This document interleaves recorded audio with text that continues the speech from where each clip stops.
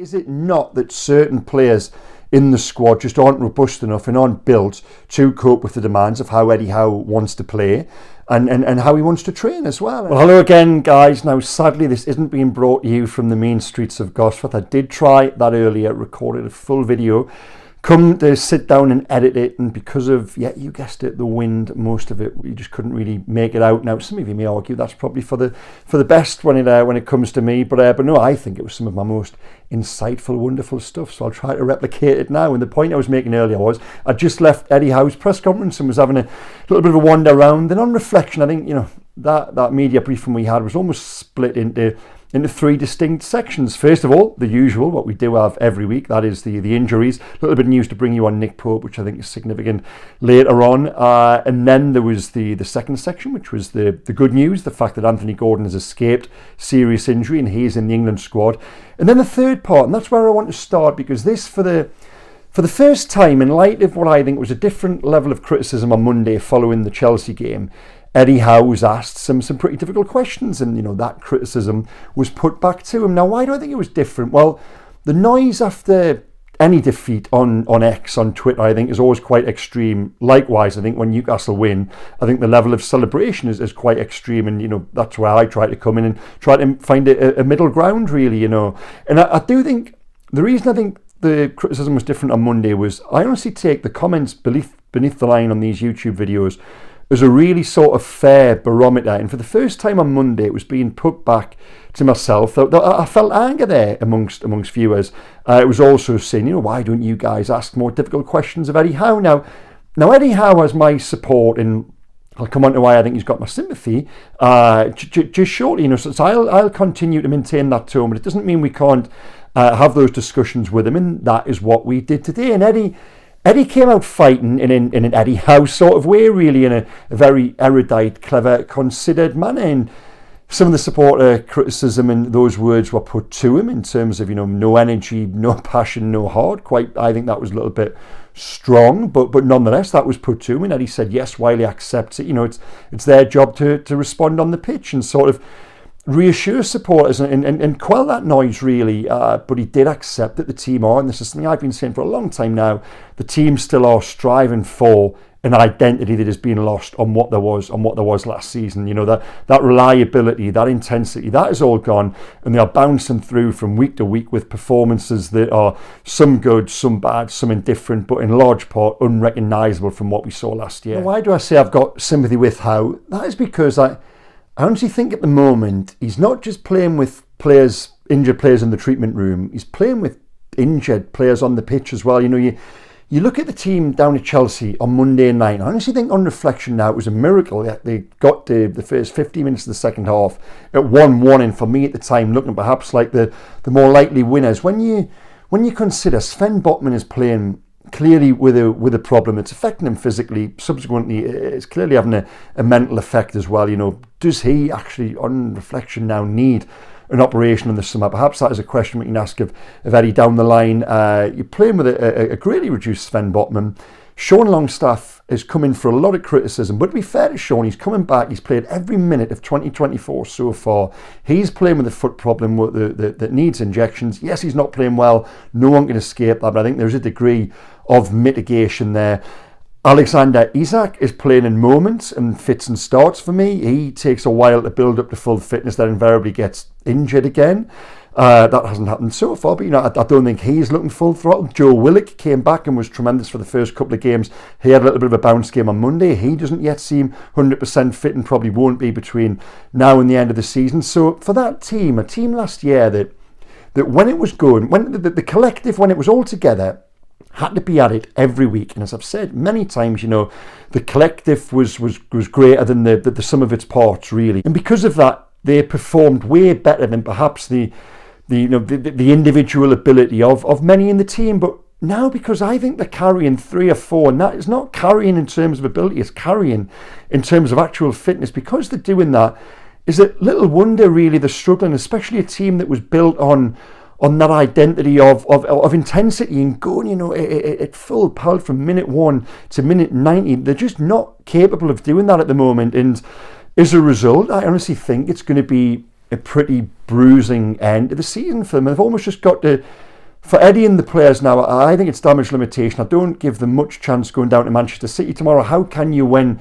to beat Manchester City, you've got to have every single player at it and more, really? I just think they're going to be sending out 2 or 3 there in the starting 11 who probably aren't at that level now. And when you see the team regress like that, you are, ability-wise, seeing perhaps the level of some of them, what they really are, beyond that. And I just think it's for now. Yes, there was pre-Chelsea talk of making that case for getting back into, if the top 5 was going to be Champions League, was that still achievable on points and on paper? Yes, it was. I honestly think that just isn't possible for Newcastle now. You're looking at a finish of 6th, the best, perhaps, more likely 7th or 8th. They're in 10th now currently, but I just think they're gonna bounce through from now until the end of the season. I've used this phrase time again, with 1 step forward, 1 step to the side, 1 step back, and they're going to go around in circles until they do get to the summer in a chance to regroup, really. Now, what is the news on injuries? Yeah, as we reported on Wednesday at Mail Sport, Anthony Gordon has avoided serious injury, and we reported then that he was likely to train this week, and as a result was right in contention for a place in the England squad. That is how it's played out. Anthony Gordon trained partially yesterday. He's trained fully today. He is also in the England squad. He should be fine for the game down at Manchester City tomorrow. Now, I'll be down there next week at St George's Park on Wednesday, seeing the England players. Then again, back at Wembley on Saturday night for the game against Brazil. And wow, what a potential debut that is for Anthony Gordon up against Bruno Guimaraes at Wembley against Brazil. It doesn't get any better than that. I really hope that proves to be the case. And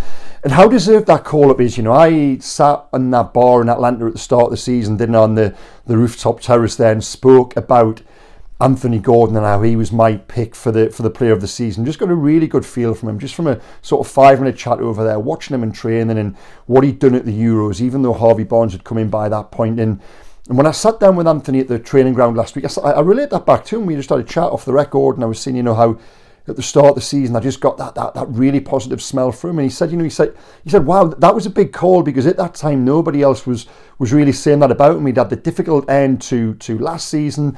Harvey Barnes had come in for big money, and there was perhaps an expectation among some that Barnes would be the starter on the left. But isn't it deserved, that England elevation? I was surprised it didn't come sooner in November, because I thought the first 2 or 3 months of the season Gordon was tremendous, but it's just testament to him that he's maintained those levels in terms of that energy, that consistency, those goals, those assists, and he fully deserves that crack at the England setup. Elsewhere on injuries though, and speaking of Harvey Barnes, he won't be there tomorrow with a hamstring strain. He will be out until after the international break.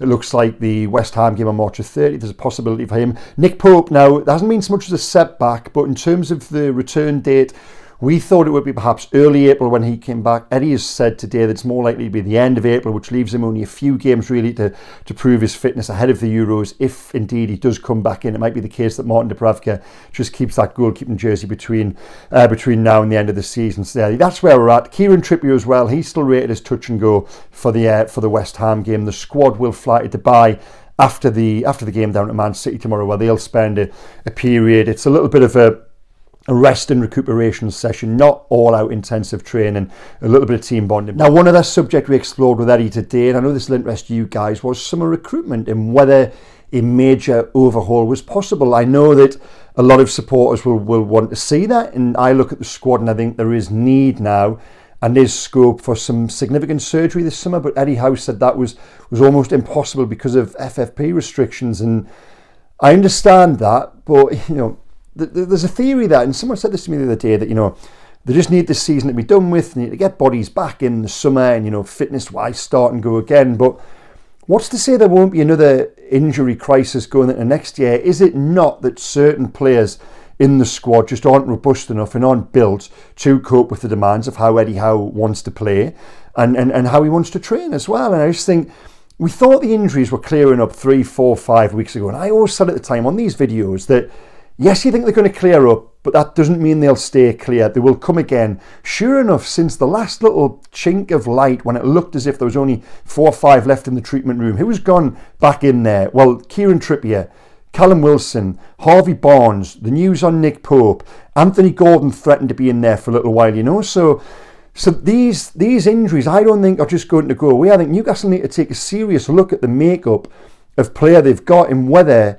certain players are carrying problems that are going to continue to dog them, really. You know, we've seen with the evidence of the likes of Callum Wilson over the last 3 or 4 seasons, once a player has a certain proneness to injury, that remains, you know. I think it would just be a hell of a gamble if Newcastle just thought that everyone was going to come back and everyone was all of a sudden going to be okay and fit and fine. The likes of Joe Willock, Joe Linton, Harvey Barnes, Sven Botman, you know, Kieran Trippier as well. He's not 33, going on 34. There's no guarantee these guys are going to be fit and stay fit. And they're good players. You know, I don't dislike these players. I'm not advocating getting shot of all of them. I think they're fantastic footballers, but there's just, and this isn't my job. I think it's the job of others at the club to have that consideration as to whether they are, as a group, robust enough for what Eddie needs going forward. Now, I'll be down at Manchester City tomorrow night, as I've already said in this video.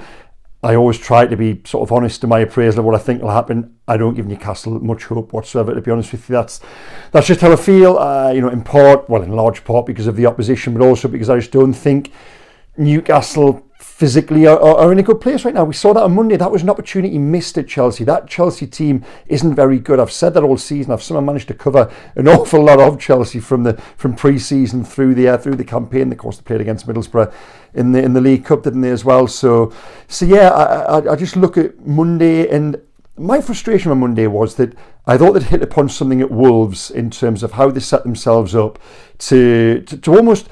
It was a regression in many ways. I've said this, haven't I? You know, to how they played in the season when they avoided relegation. They then went away from that a little bit at Chelsea. I just think Eddie's got to find something that, I use that phrase at the top of the video, damage limitation. Find a system that protects the weaknesses in the team right now. There's a little bit of a whisper that they might have been trying, I think, in training again this week. 5 at the back. Now, I said this a few weeks ago and it didn't play out, didn't it? But I know they have been trialing that. They were previously. They have been. So again, this week, wait and see if they do it again. Not do it again. Wait and see if they actually do it for the first time down at Manchester City in an actual game tomorrow. So yeah, guys, I'll be there. In the description below the line on this one, there's the link through to my NUFC Mail Online notebook column, which I really enjoy doing.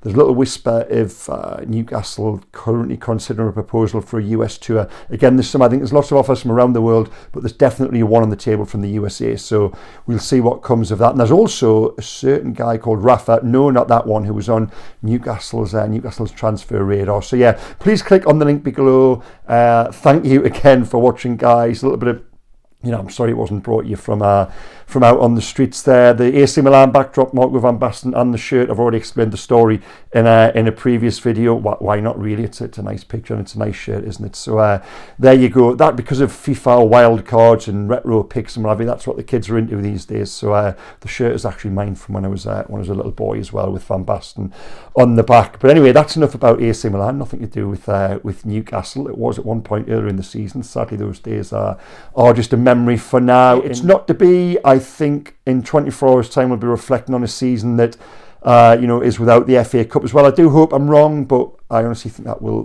probably be the case. So yeah, we'll see where we go, guys. I hope I haven't sounded too downhearted. But thanks again for watching. Please click like, comment and subscribe, and I'll see you again tomorrow night. Okay, take care. Bye bye.